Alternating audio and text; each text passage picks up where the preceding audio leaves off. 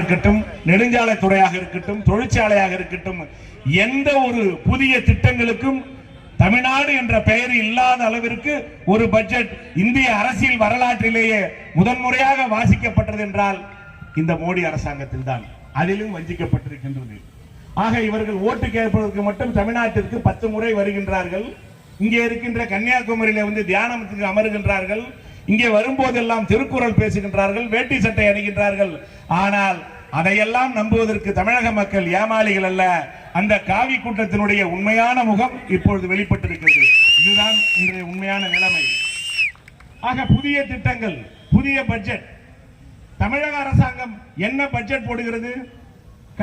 கடந்த 3 ஆண்டு காலத்திலே 15 லட்சம் புதிய வேலை வாய்ப்புகள் உருவாக்கப்பட்டு இளைஞர்களுக்கு வழங்கப்பட்டிருக்கிறது என்ற ஒரு புள்ளி விவரத்தை மாண்புமிகு முதலமைச்சர் அவர்கள் அறிவிக்கின்றார்.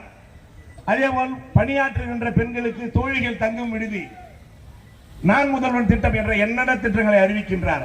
ஆனால் ஒன்றிய அரசாங்கம் தமிழகத்திலே 15 லட்சம் பேரை சொல்கின்றோம், அவர்கள் 20 லட்சம் பேரை சொல்கின்றார்கள்.